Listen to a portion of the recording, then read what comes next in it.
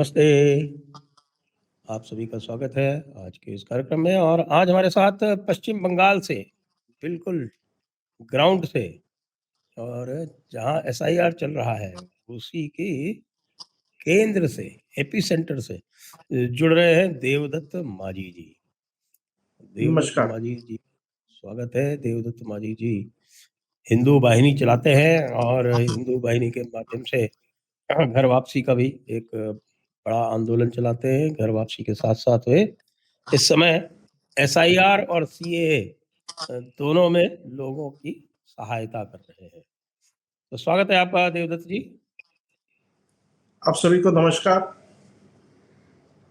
तो देवदत्त जी, आजकल हमारे यहाँ बहुत सारे वीडियो आ रहे हैं जिसमें ये दिखाया जा रहा है कि बांग्लादेशी जो है वो चौकी क्रॉस कर करके, बॉर्डर चौकी क्रॉस कर करके बांग्लादेश में भाग रहे हैं। तो ये जो वीडियोस आ रहे हैं, ये वीडियो सही है क्या? हाँ, ये वीडियो तो सही है। ऐसे बहुत सारा जगह है, जैसे बसीराट हुआ, नॉर्थ बंगाल का एक दो जगह हुआ, जहाँ से बांग्लादेश से आए हुए मुसलमान जिहादी ये लोग जिस तरीके से चोरी से अंदर आए थे उसी तरह भी ओपनली भाग रहे हैं, इस डर से कि एसआईआर में वो लोग आइडेंटिफाइड हो जाएंगे और बाद में दिक्कत और बढ़ सकती है। इसीलिए वो लोग भाग रहे हैं। हमारा सिंह वाहिनी की तरफ से हम लोग काफ़ी जगह कैंप लगाए हैं एसआईआर और सीएए का। तो वहाँ पर भी हम लोग के पास इंफॉर्मेशन आ रहा है, जो कि बॉर्डर डिस्ट्रिक्ट में है, कि ऐसे बहुत लोग जिहादी मुसलमान बांग्लादेश से आए हुए थे, वो लोग भाग रहे हैं। कुछ लोग बांग्लादेश भाग रहे हैं और ऐसे बहुत सारे लोग हैं जो दूसरा स्टेट में भाग रहे हैं जहाँ पर एसआईआर नहीं हो रहा है, ताकि यहाँ सिचुएशन नॉर्मलाइज होने के बाद वो लोग फिर आ जाए। ये भी एक इंफॉर्मेशन हम लोग को मिल रहा है। लेकिन वो कहीं भी जाएं, अगर पश्चिम बंगाल से बाहर चले जाते हैं और एसआईआर की प्रक्रिया में भाग नहीं लेते हैं तो वोट तो उनका चला जाएगा। हाँ, वोट तो उसका उनका चला जाएगा और इसका मात्रा भी काफ़ी है। इसका नाम डिलीट होने वाला है इलीगल वोटर्स का, इसका संख्या भी बहुत ज़्यादा है और ये तो होने ही वाला है। यही तो वजह है एसआईआर का, इलीगल वोटर्स को हटाना वोटर लिस्ट से। ये समाचार आया था कि ये जो unique ID authority of India है, यूआईडीएआई, इसके साथ में बैठक करके और इलेक्शन कमीशन ने कोई 33 लाख आधार कार्ड, जो मृत लोग थे उनका वो आधार कार्ड भी डीएक्टिवेट करा दिया। तो फिर तो जी बहुत प्रॉब्लम आने वाली है।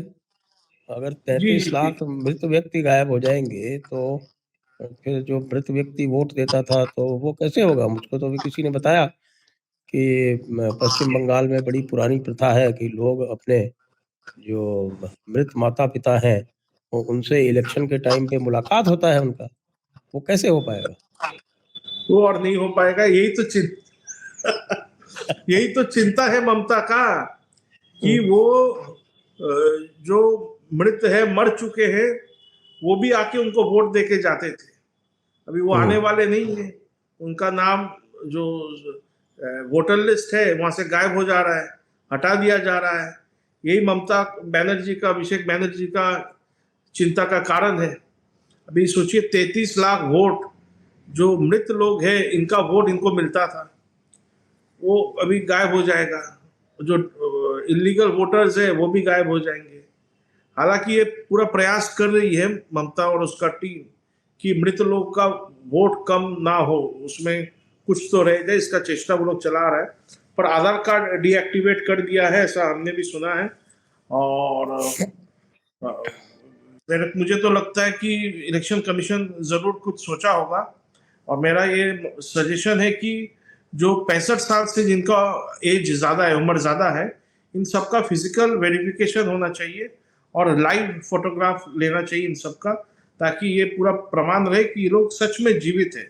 नहीं तो बीएलओ को ये लोग मोटिवेट कर कर या प्रेशर में लाकर ये लोग बहुत सारे अनएथिकल प्रैक्टिस कर रहे हैं। टीएमसी का जो एजेंट्स वगैरह हैं ये सब। ये थोड़ा-सा इस पर प्रकाश डालें कि किस तरह की एथिकल प्रैक्टिसेज़ जो है बीएलओ कर रहे हैं? क्योंकि ममता दीदी तो कह रही हैं कि बीएलओ के ऊपर इलेक्शन कमीशन का इतना दबाव है कि वो लोग आत्महत्या कर रहे हैं।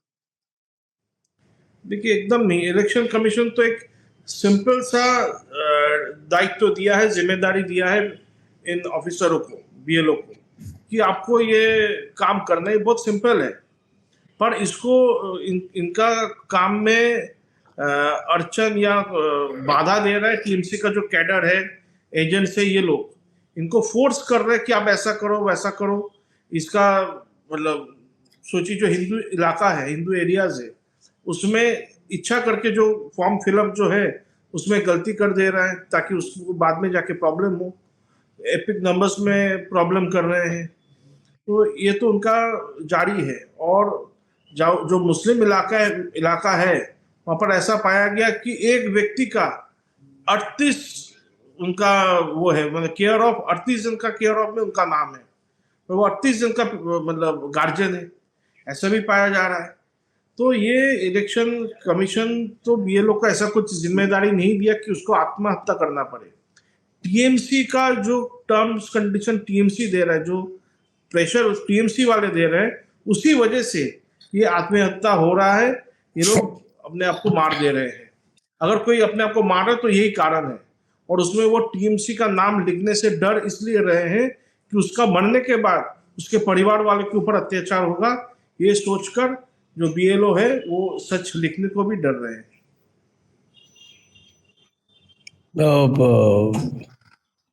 एक ये भी दिख रहा है कि ये जो बीएलओ जो जिनका नाम बताया गया आत्महत्या कर रहे हैं, उनकी संख्या नॉर्थ बंगाल में कुछ अधिक है। हाँ, नॉर्थ बंगाल में अधिक है। नॉर्थ बंगाल में बीजेपी का परफॉर्मेंस भी ज़्यादा है, इसीलिए वहाँ पर बीएलओ के ऊपर प्रेशर एक्स्ट्रा ज़्यादा है। तो वो लोग तो मतलब मुझे लगता है इलेक्शन कमीशन को इन बीएलओ को भी कुछ प्रोटेक्शन वगैरह देना चाहिए।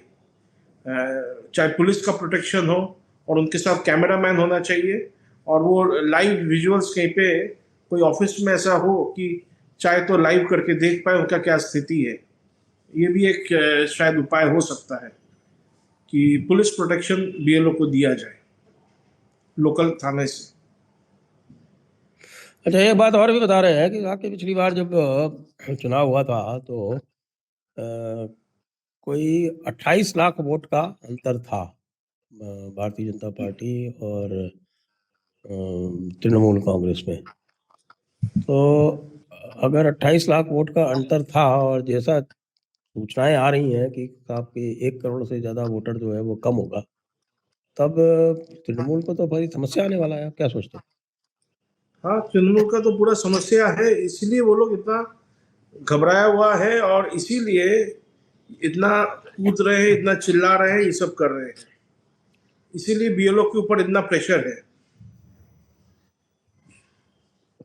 अभी शुभेंदु अधिकारी जी ने एक ट्वीट किया था जिसमें लिखा था कि उनका ओटीपी वगैरह जो है वो तृणमूल कांग्रेस के कार्यकर्ताओं ने ले लिया है और उसमें जो एंट्री वगैरह है वो सब दूसरे लोग कर रहे हैं। जी, ये सच बात है।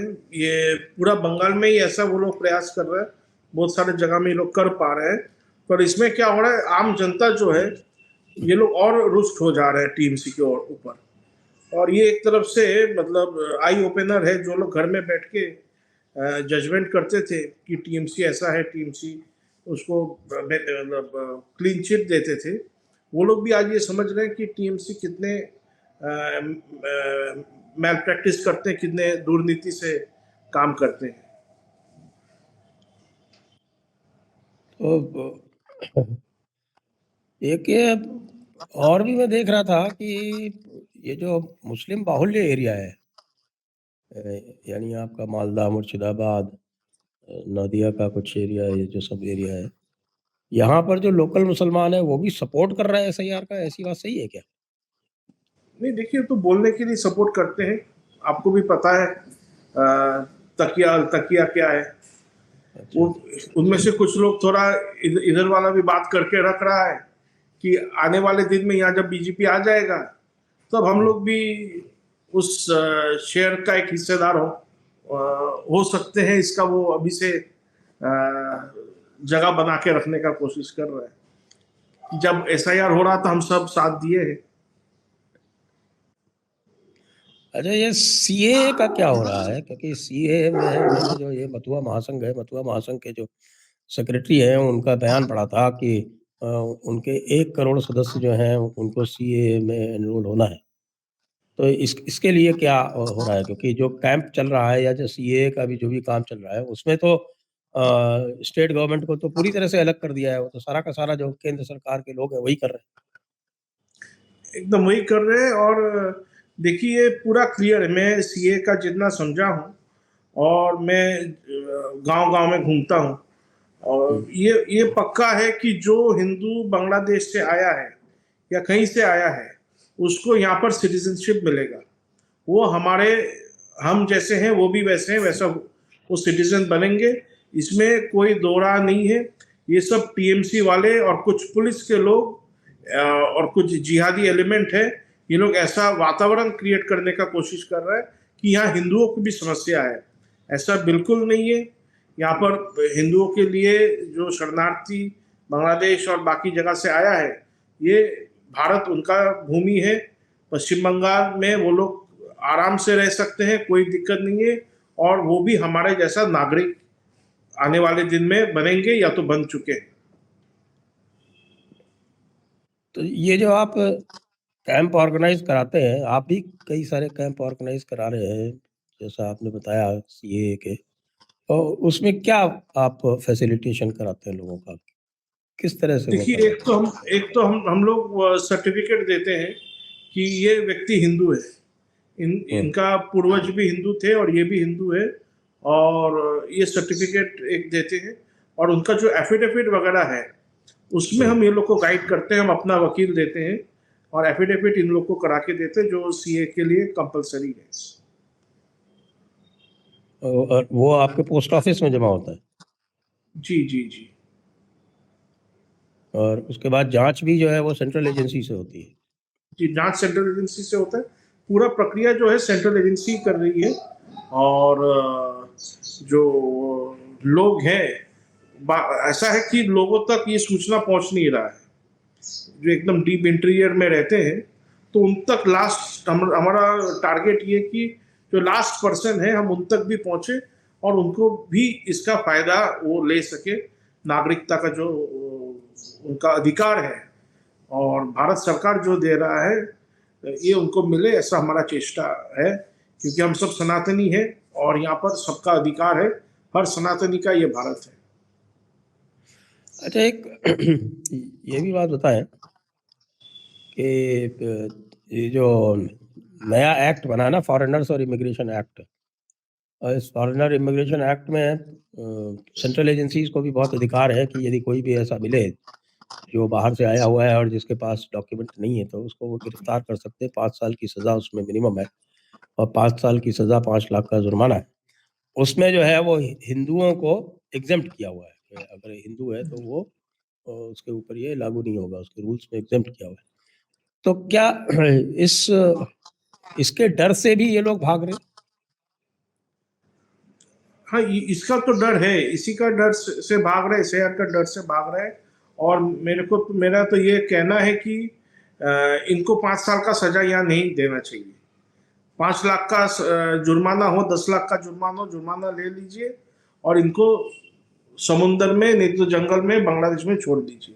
अब इनको 5 साल बिठा के हम ही लोग का टैक्स का पैसे से खाएगा, तो इसको ये लोग को रखने का कोई मतलब नहीं। या तो उसको सजा दे दीजिए, जुर्माना करके उसको टफ सजा हो और उसको बॉर्डर के उस पार बांग्लादेश भेज दिया जाए और ये पूरा बांग्लादेशी मुसलमान मुक्त भारत इसको बनाया जाए। ए, देखिए, मैं इसमें थोड़ा-सा ये क्या है कि ये देखता हूँ कि अभी जो दिख रहा है, ये लोग तो बड़े आसानी से बॉर्डर पार करके बांग्लादेश जा रहा है। बीएसएफ भी उनको ज़्यादा खाली पूछताछ करके और आगे जाने देती है। और उधर जो बीजीबी है, वो रोक नहीं रहा है उनको, वो भी अंदर आने देता है। ये कैसे हो रहा है? देखिए बांग्लादेश का जो बॉर्डर में जो लोग तैनात है वो लोग भी अभी मुझे लगता है कि बॉर्डर में कैओस नहीं चाहते हैं, क्योंकि अभी रिसेंटली बांग्लादेश का अंदर भी माहौल ठीक नहीं है। तो बाहर और अंदर दोनों जगह वो लोग अपने ही लोगों के साथ पंगा नहीं चाहेगा। तो इसीलिए हमको लगता है वो लोग आराम से अलाउ कर दे रहे हैं, क्योंकि उसको भी पता है ये सब इलीगल गए हुए थे भारत, तो वो लोग को आने दे रहा है। और ऐसा भी हो सकता है कि डिप्लोमेटिक कोई अंडरस्टैंडिंग हो दोनों देश में, जिसकी वजह से बीएसएफ भी इनको जाने दे रहा है और बीडीआर भी उनको वापस ले ले रहा है। दोनों ही हो सकता है, पर भारत के लिए तो ये अच्छा है कि जितना बांग्लादेशी जिहादी यहाँ से वापस बांग्लादेश चले जाएंगे, ये हमारे देश के लिए अच्छा है, और सारा चले जाए तो ज़्यादा अच्छा है। हाँ, क्योंकि हमारा ये जो इकोसिस्टम है, वो इकोसिस्टम ऐसा दुष्प्रचार करता है कि साहब देखिए इनके ऊपर अत्याचार हो रहा है और इनको गिरफ्तार करके डिटेंशन सेंटर में डाला जा रहा है। तो मैं तो ये देख रहा हूँ डिटेंशन सेंटर में तो कोई नहीं जा रहा है, जो भी जा रहा है वो बॉर्डर पार जा रहा है या फिर कहीं इधर उधर भाग जा रहा है। राइट राइट, डिटेंशन सेंटर में ऐसा कुछ गया है हम भी नहीं सुने हैं, और जितने जा रहे हैं या तो बाकी स्टेट में भाग रहे हैं या तो बॉर्डर पार करके बांग्लादेश जा रहे हैं। तो इसीलिए आपका चैनल बहुत वायरल होता है, पूरा देश में और दुनिया में लोग देखते हैं। तो देश के बाकी हिस्से का जो सनातनी है, मैं आप सबसे ये अनुरोध करना चाहूँगा कि जो बांग्लादेशी मुसलमान पश्चिम बंगाल से भाग के आपके राज्य में जा रहा है, आप लोग नज़र रखिए और वो लोग के साथ वैसा ही सलूक कीजिए जो वो लोग हमारे साथ करते हैं बांग्लादेश और पाकिस्तान में, और अपने राज्य से उन लोग को भगाइए। अच्छा, ये बताएं कि जो इलेक्शन होगा उसके लिए बीजेपी की क्या तैयारी है? देखिए, बीजेपी तो लास्ट कुछ महीना से इलेक्शन की तैयारी में है। हमारे केंद्र के जितने प्रभारी नेतृत्व है, वो लोग बहुत फ्रीक्वेंट आ रहे हैं, यहाँ रह भी रहे हैं, और स्थानीय कार्यकर्ता के साथ बैठक कर रहे हैं, बूथ लेवल तक जा रहे हैं, और इलेक्शन का तैयारी तो पूरा है। तो पिछली बार जो समस्याएं थी उसमें एक ये समस्या ये थी कि लोगों में डर बहुत था, खासतौर से ये जो आपका नॉर्थ और साउथ 24 परगना जो डिस्ट्रिक्ट है, और जिसमें करीब मेरे ख्याल से कोई 61 असेंबली कॉन्स्टिट्यूंसी आता है, इसमें लोगों का डर बहुत था। अब ये देखे कि कोई मैं देख रहा था, किसी कोई आंकड़े दे रहा था कि कोई 60-65 ही ऐसी कॉन्स्टिट्यूंसी है जिसमें मुस्लिम मेजोरिटी है, बाकी सब में हिंदू मेजोरिटी है। लेकिन लोगों को वोट देने नहीं दिया जाता। तो ये जो समस्या है इसका कैसे उपचार होगा?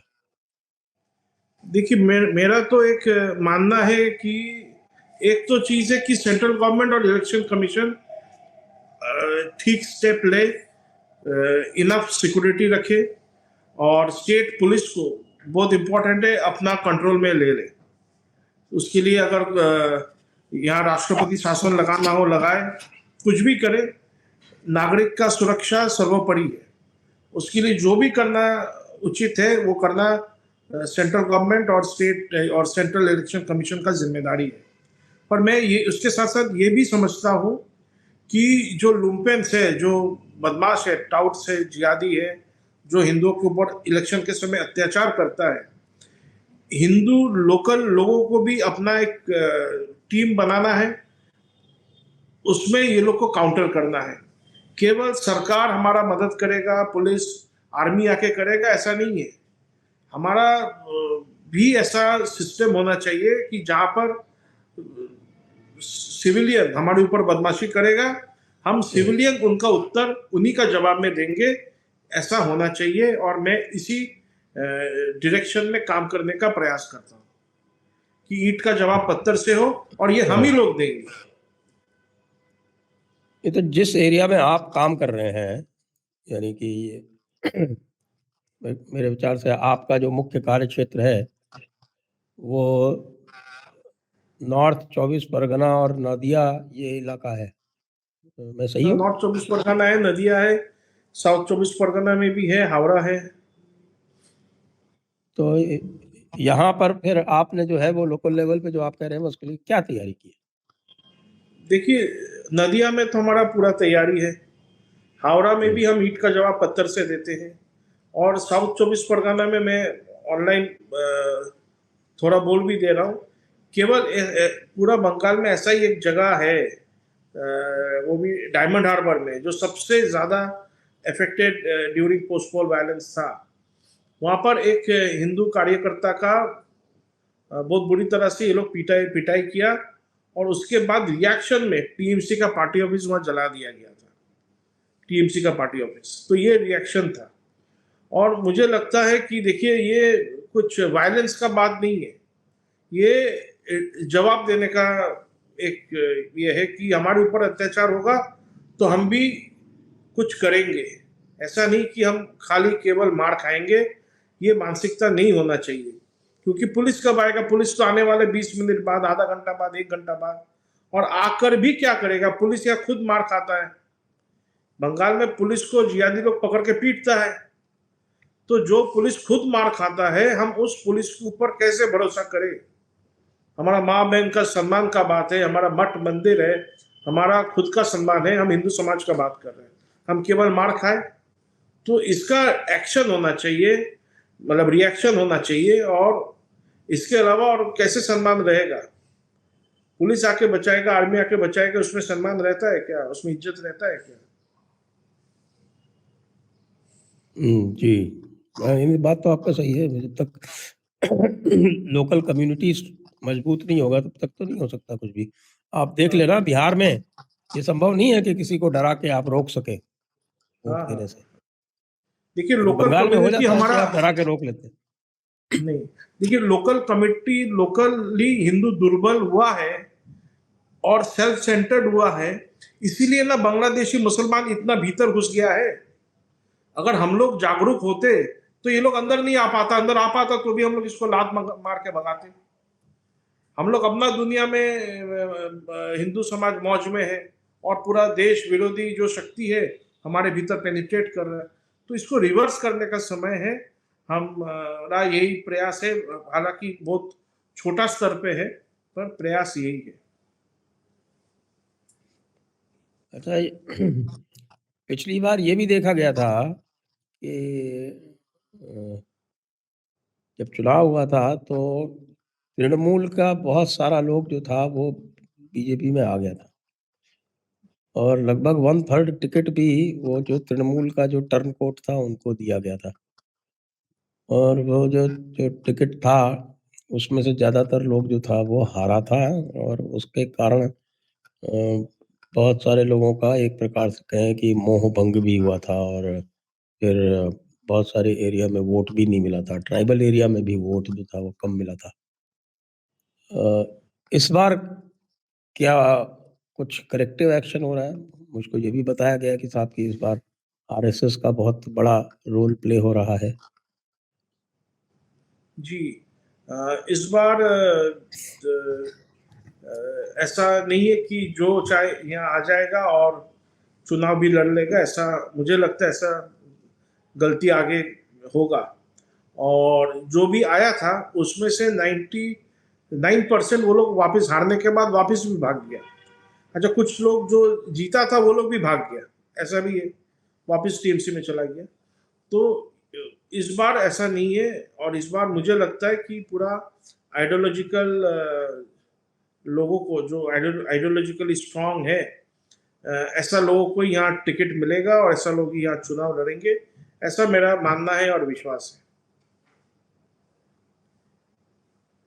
तो इस बार जो है वो पहले बताया कि पिछले चुनाव में आपके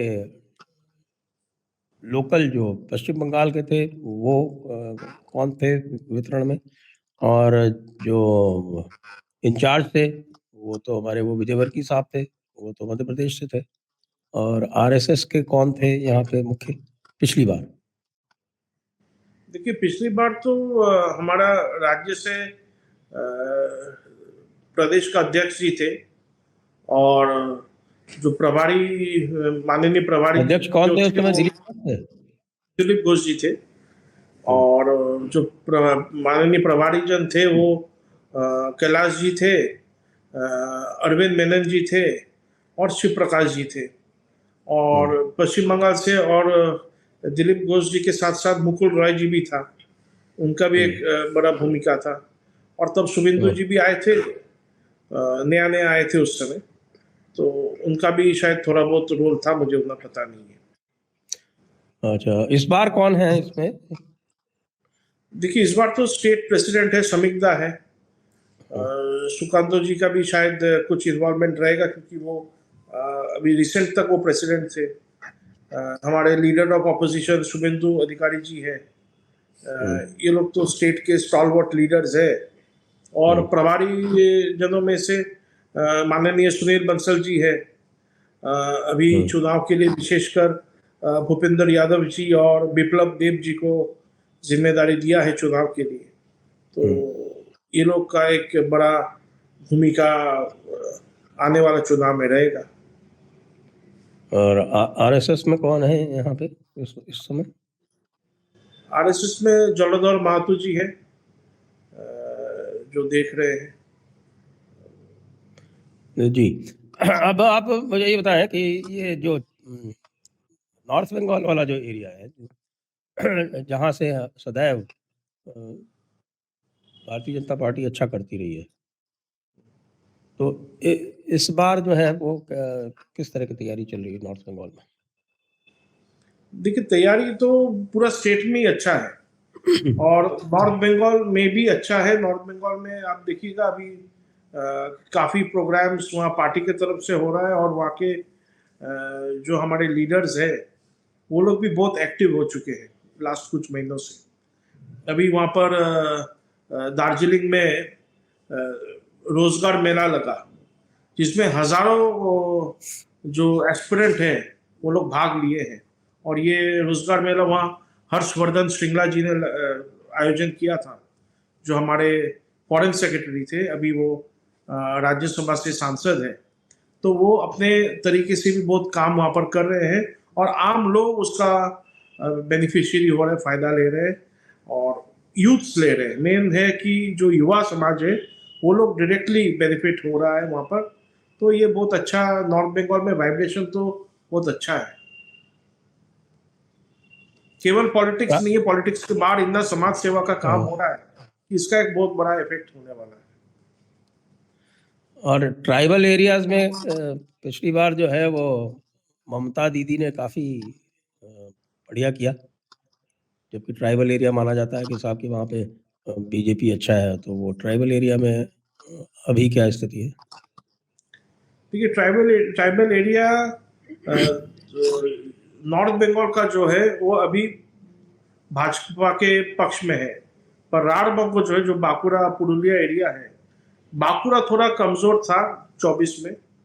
पर अभी वहाँ के लोग क्योंकि जो कि ये विधानसभा चुनाव है, वो लोग राज्य का जो सरकार आने वाला है, ये लोग चाहते हैं कि भाजपा का सरकार आए, क्योंकि आदिवासी लोगों का, संथाल लोगों का कोई डेवलपमेंट नहीं हुआ।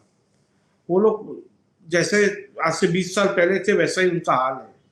तो वो लोग भी चाहते हैं यहाँ परिवर्तन हो, और देश का जो विकास हो रहा है उसका साथ साथ हमारा प्रदेश का भी विकास हो। यहाँ के जो भूमिपुत्र है हम लोग को यहाँ पर नौकरी मिले, यहाँ पर डेवलपमेंट हो, यहाँ पर फैक्ट्रीज लगे। जो फैक्ट्रीज यहाँ पर लाखों फैक्ट्रीज बंगाल में था, आज कुछ भी नहीं है। ये लोग फैक्ट्रीज वापस आए, और ये तभी संभव है जब राज्य में एक अच्छा नीट एंड क्लीन सरकार बनेगा। और ये सरकार तो अभी चुनाव में लोग चाहते हैं क्या परिवर्तन हो और भाजपा की सरकार आए, ऐसे तो हम आशावादी है। ये सभी लोग कहते हैं कि जो फैक्ट्रीज थी वो सब चली गई हैं। वो फैक्ट्रीज तो हमें पता है कि जब 1960 से पहले कलकत्ता जो था वो महाराष्ट्र से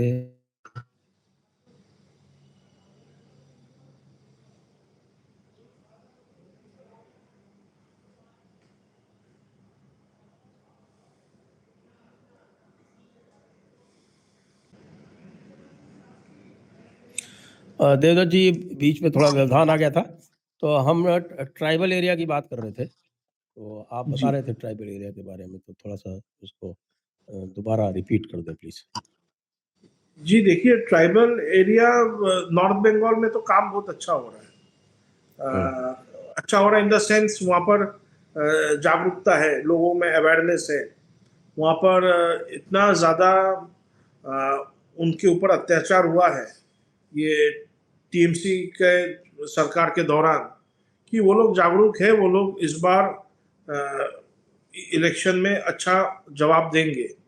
और हमारे जो रार बंको है, जो बांकुड़ा, पुरुलिया, बीरभूम का एरिया है, यहाँ पर भी विशेषकर बीरभूम में आदिवासी संथाल समाज के ऊपर बहुत अत्याचार किया ये लोग। पार्टी की तरफ से, टीएमसी की तरफ से भी हुआ है और जिहादियों लोगों ने भी किया है। और तो ये लोग भी इस बार जवाब देंगे और ये भी चाहते हैं कि यहाँ पर एक ऐसा सरकार आए ताकि ये लोगों का भी कोई डेवलपमेंट हो, क्योंकि पश्चिम बंगाल पिछले लगभग 50 साल होने को आया है वाम शासन और उसके बाद ममता का, लगभग 50 साल होने को आया है। यहाँ से यहाँ पर कोई डेवलपमेंट नहीं है। फैक्ट्रीज, कंपनीज, इंडस्ट्रीज जो थे, ये सब यहाँ से भाग चुके हैं और ये इनका वापस आना तभी संभव होगा जब यहाँ पर एक मजबूत और स्टेबल नेशनलिस्ट गवर्नमेंट होगा। और ये संभव तभी है जब पर यहाँ पर भाजपा आएगा। देखिए यूपी में एक से एक बड़े बड़े कंपनीज वहाँ जा रहे हैं। भारत के बाकी जो राज्य हैं जहाँ पर बीजेपी का शासन है, बड़े बड़े कंपनीज वहाँ जाते हैं और वहाँ पर अपना इंडस्ट्री लगाते हैं। पर पश्चिम बंगाल में स्थिति बिल्कुल उल्टा है। तो यहाँ के लोग भी एक्सपेक्ट करते हैं, डिजर्व करते हैं कि आपका भी डेवलपमेंट हो। तो हम लोग तो चाहते हैं और आदिवासी संथाल समाज भी इस बार इसका जवाब अच्छी तरीके से देगा। 2024 का जो रिजल्ट है उसमें हम लोग ध्यान देने से नहीं चलेगा, क्योंकि वो उसमें बहुत मैल प्रैक्टिस टीएमसी वालों ने किया था। और इस बार एसआईआर के कारण, और अगर इलेक्शन कमीशन इलेक्शन ठीक तरह से कराए, तो इस बार तो संथाल समाज, साधारण जनरल समाज, जनरल कम्युनिटी के लोग, हम सब इस बार बढ़िया से वोटिंग करेंगे और टीएमसी इस बार हारने वाला है। अच्छा, तो एक और भी बात बताएं मेरे को, जो बता रहे थे कुछ, मैंने हमारे मित्रों से संपर्क किया तो मित्र बता रहे थे कि साहब जो रिगिंग का तरीका है वो बड़ा साइंटिफिक है, और उस रिगिंग में वो लोग जो है वो जो बूथ लेवल एजेंट होते हैं बीजेपी के, उनको भी अपनी तरफ मिला लेते हैं, और अधिकतर उसके लिए वो पैसे वैसे दे के भी मिला लेते हैं। और इसी तरह से काउंटिंग सेंटर्स में जो काउंटिंग एजेंट हैं उनको भी पैसे वैसे दे के मिला लेते हैं। इसको कैसे रोकेंगे आप? देखिए तो उनका स्ट्रैटेजी रहता ही है।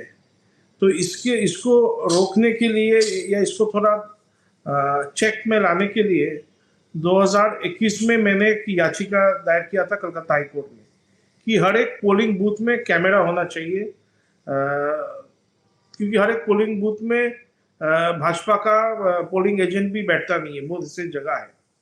तो उसमें हाईकोर्ट हमारा फेवर में ऑर्डर दिया था।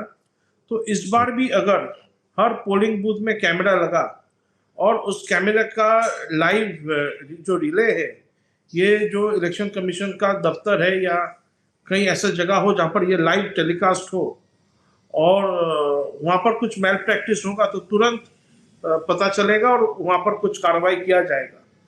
तो हम लोग को क्रिकेट में भी देखिए थर्ड अंपायर होता है, तो यहाँ पर भी पोलिंग बूथ में कैमरा होना चाहिए। और ये जो डिजिटलाइजेशन है इसका फायदा हम सबको लेना चाहिए और एकदम फ्री एंड फेयर इलेक्शन हो।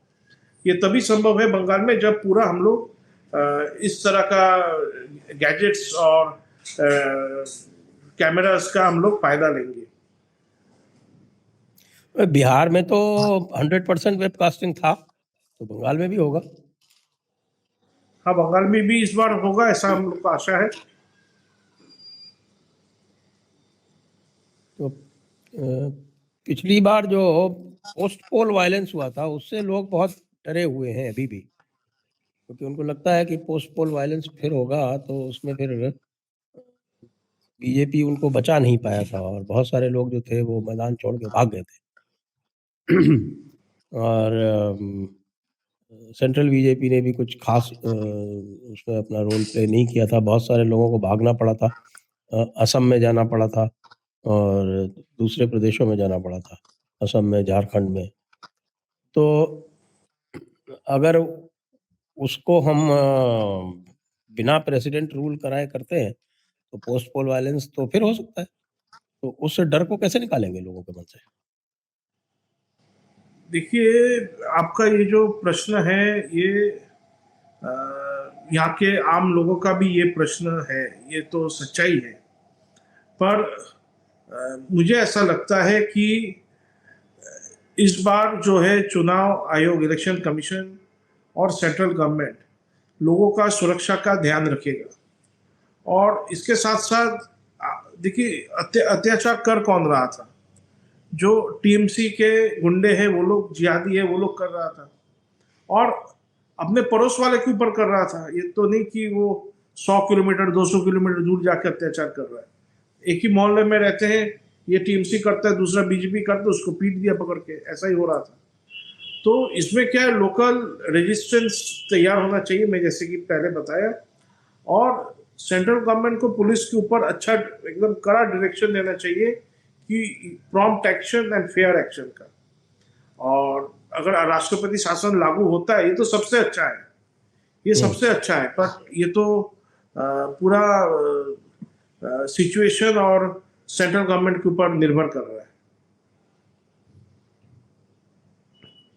ये तो सेंट्रल गवर्नमेंट के ऊपर आप लोगों को भी थोड़ा दबाव डालना चाहिए ना कि यहाँ पे प्रेसिडेंट रूल लगाया जाए। आपके शुभेंदु अधिकारी तो कई बार कह चुके हैं कि प्रेसिडेंट रूल लगाया जाए। हाँ, उन्होंने कई बार कहा, हमारा भी मांग रहा है कि प्रेसिडेंट रूल लगे और उसके बाद इलेक्शन हो। परंतु देखिए, मतलब नहीं लगे तो क्या, तो क्या हम लोग चुनाव में नहीं जाएंगे? तो क्या हम लोग मतदान नहीं करेंगे? अगर हम लोग घर में बैठ जाएंगे, आम जनता का बात कर रहा हूँ, तो यहाँ पर ऐसा ही कुशासन चलता रहेगा। ये पश्चिम बंगाल भी बांग्लादेश बनने वाला है, ग्रेटर बांग्लादेश बन जाएगा। और हमारे बहन बेटी को भी वो लोग फिर ज़्यादा लेके जाएंगे, बुर्का पहना देंगे, मंदिर तोड़ देंगे। जो बांग्लादेश में आज हो रहा है, फिर आने वाले दिन में हमारे साथ होगा। तो अपना परिवार के हित के लिए, अपना धर्म को बचाने के लिए कोई कुछ करे ना करे, अपने गरज से जाके मतदान करना है। जो रोकेगा उसका जवाब खुद को दे देना है, या तो ऐसा टीम बनाना है। और जैसे कि हम लोग अपना परिवार का स्वार्थ के लिए, अपना स्वार्थ के लिए काम करते हैं, ये देश का स्वार्थ के लिए, और इसमें भी अपना परिवार का स्वार्थ इसके अंदर भी है। तो हम लोग को तो काम करना ही पड़ेगा, मतदान तो करना पड़ेगा, और लोगों को भी प्रेरणा देना है कि आपको जाके अपना और अपने परिवार को ले जाकर मतदान करना है। चाहे पुलिस का रोल जो भी हो, आर्मी आए या ना आए, प्रेसिडेंट रूल लगे ना लगे, अपना काम तो करना है। जी। एक बात ये भी बता रहे हैं कि जो बंगाल में जो डिस्ट्रिक्ट मजिस्ट्रेट और जो एसएसपी हैं, वो लोकल पार्टी प्रेसिडेंट और पार्टी जनरल सेक्रेटरी की तरह काम करते हैं। ये बात सही है क्या? ये सही है, और ये आज से नहीं, ये सीपीएम का समय से ही ऐसा ट्रेंड चल रहा है। थाने का जो ओसी रहता है या डीएम रहता है, ये लोग पार्टी का निर्देश ही फॉलो करता है। टीएमसी का जो लोकल लीडर है, इसका ही बात फॉलो करेगा। क्या ये लोग खुद विचार नहीं करते कि क्या न्याय हो रहा है, नहीं हो रहा है? जो नेता कह दिया वही करेगा ये लोग। तो ऐसे में फ्री एंड फेयर इलेक्शन कैसे होगा? देखिए, पिछला समय 2021 में ऐसा ही माहौल था, उसमें इलेक्शन हुआ था। और उसमें ये लोग लगभग टोटल मिला के, शायद मुझे इतना याद नहीं है, 30 लाख का टोटल मार्जिन था टीएमसी का, बीजेपी से अधिक वोट 28 मिला। 28 लाख का 28 लाख का। हाँ 28 लाख का। तो ये सब करने के बावजूद अभी एसआईआर हो रहा है। एसआईआर के बाद जो नाम इलेक्शन मतलब वोटर लिस्ट से चला जाएगा, निकल जाएगा, वो ज्यादातर इलीगल इमिग्रेंट्स है, जो बांग्लादेश से मुसलमान और रोहिंग्या आया हुआ है, और डेड वोटर्स है, वो भी 30-35 लाख का उसका मिनिमम उसका संख्या जाएगा। तो वो वोट अगर घट जाएगा तो ऐसी एडवांटेज भाजपा को मिलेगा, टीएमसी डिसएडवांटेज पोजीशन में चला जाएगा। परंतु ये सब कहने के बाद भी हम लोग ज्यादा कॉम्प्लेसेंट नहीं हो सकते कि एसआईआर हो गया तो एकदम केक वॉक होगा, ऐसा भी नहीं है। एसआईआर हो रहा है, एसआईआर हो भी जाएगा, पर हम लोग को भी यही इंश्योर करना है कि ज्यादा से ज्यादा वोटिंग हो, वोटिंग परसेंटेज विशेषकर हिंदू इलाकों में मैक्सिमम हो, ये इंश्योर करना है। कोलकाता का क्या होगा? भद्रलोक क्या करेगा? पूरा राज्य में भद्रलोक है, और कोलकाता का मैटर ये कि देखिए कोलकाता में ज्यादा बांग्ला स्पीकिंग बांग्लादेशी मुसलमान नहीं है। कोलकाता में जितने मुस्लिम्स हैं ये ज्यादातर उर्दू स्पीकिंग है, हिंदी उर्दू स्पीकिंग है। ये सब ज्यादातर बिहार से है, यूपी से है, और ये लोग डबल वोटर्स हैं। इनका वोट यूपी में भी है, बंगाल में भी है, बिहार में भी है, बंगाल में भी है। अब ये समझना है कि बिहार का एसआईआर के समय ये लोग का नाम वहां रह गया कि वहां से चला गया, तो बंगाल में रह गया कि नहीं, ये एक विषय है जिसको जो देखने लायक है आने वाले समय में। और भद्रलोक बंगाली जो है ये लोग का भी नींद टूट रहा है। और कलकत्ता का माहौल जो है, देखिए कलकत्ता में भी हम लोग को ज़्यादा काम नहीं करना पड़ा। भाईजान लोग, जिहादी लोग ही यहाँ के भद्रलोक का नींद हराम कर चुका है। अभी क्वेस्ट मॉल में आज से 1 साल पहले पूरा मॉल जिहादियों ने अपना दखल में ले लिया। वहाँ पर इतना वो न्यूसेंस क्रिएट किया कि आम लोग उससे अफेक्टेड हुए। ऐसे कलकत्ता में हर समय हो रहा है। तो यहाँ के भद्रलोक बंगाली जो है, इस बार उनमें से एक बड़ा पोर्शन, बड़ा वोट टीएमसी से हट जाएगा और बीजेपी की तरफ आएगा। और इसमें डेड ये भी वोटर्स भी बताया है। गया है कि बड़ा सोसाइटीज है, उस सोसाइटीज के अंदर में बूथ बनाया जाएगा, उससे फर्क पड़ेगा क्या? हाँ, उससे फर्क पड़ेगा। और सिक्योरिटी सिस्टम अगर ठीक किया जाए तो लोग और आगे आकर वोट डालेंगे, और कॉन्फिडेंस तो आएगा ही लोगों में। अगर माहौल थोड़ा सिक्योर रहेगा तो कॉन्फिडेंस लेवल बढ़ेगा लोगों का। मुझे तो अभी भी थोड़ा जो है ना, वो थोड़ा सा डाउट लगता है कि पिछली बार बहुत उम्मीद थी, और जो भी पहले जितना भी एग्जिट पोल भी आ रहा था या उससे पहले ओपिनियन पोल भी आ रहा था, जो लोग बात कर रहे थे, उस सब से यही दिख रहा था कि बीजेपी बहुत आसानी से जीतेगी। लेकिन जो लोग कह रहे थे कि हम वोट डालेंगे और बीजेपी जीतेगा, उनमें से ही आधे वोट डालने नहीं गए।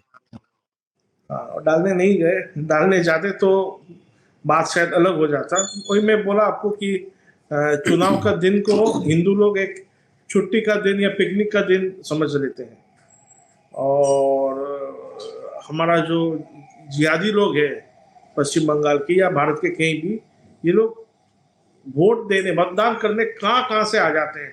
गुजरात में काम करते बंगाल आ जाते हैं अपना जेब से खर्चा करके। तो हिंदू लोग ऐसा हमारे किया बिहार में भी नहीं। सारे हिंदू आते हैं वापस वोट करने के लिए। हाँ, हिंदू आते हैं। बंगाल में वैसा नहीं है। बंगाल में देखिए जो अर्बन एरियाज है वहाँ पर मतदान बहुत ही कम होता है।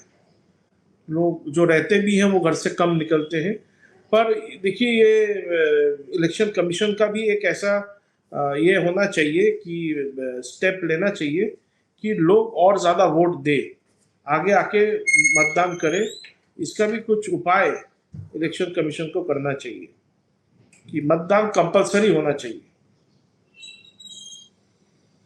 मतदान कंपलसरी तो देखिए जहाँ है भी वहाँ पे, जैसे मैं जानता हूँ, जैसे ऑस्ट्रेलिया में मतदान कंपलसरी है, लेकिन यदि आप वोट नहीं डालो तो एक माइनर सा पेनल्टी लगता है बस। और ज्यादा कुछ नहीं होता है, तो लोग पेनल्टी दे देते हैं। ओके, तो ये तो बहुत अच्छा बात है कि पर यहाँ पर लोग पेनल्टी लेने से थोड़ा घबराएंगे और मतदान दे देंगे।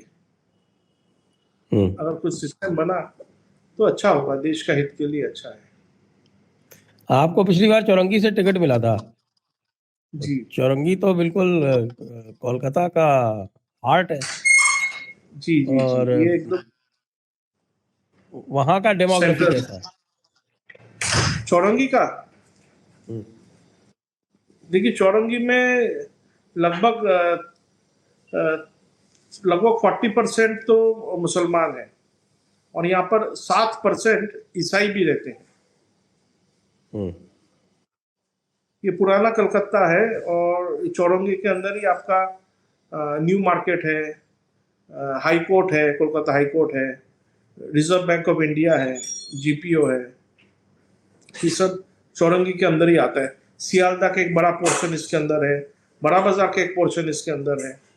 तो ये बहुत, राजभवन भी इसके अंदर आता है। तो पर यहाँ पर वोटर्स तो लगभग 47 से 49% माइनॉरिटी वोट है यहाँ पर, मुस्लिम और क्रिश्चियन मिलाकर। Park circus?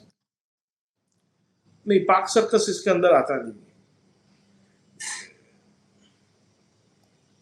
पार्क सर्कस किसमें आता है? वो भी तो मुसलमान बहुत है वहाँ पे। हाँ, पाक सर्कस आपका बालीगंज में आता है।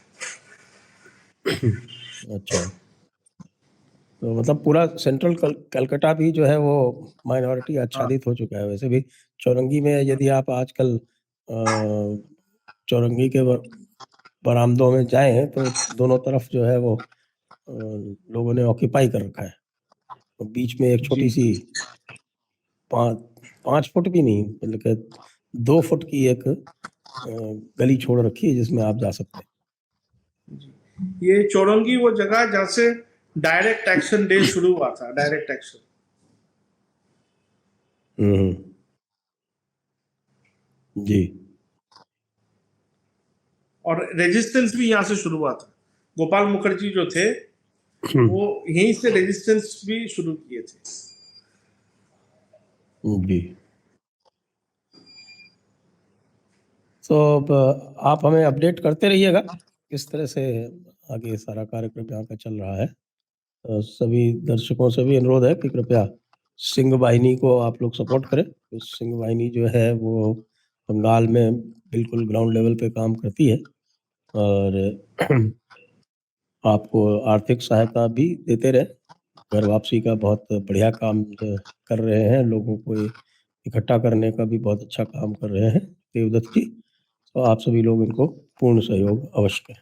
तो आपको बहुत बहुत धन्यवाद देवदत्त जी। सभी दर्शकों को भी बहुत बहुत धन्यवाद। जय हिंद, जय भारत, वंदे मातरम। जय श्री राम।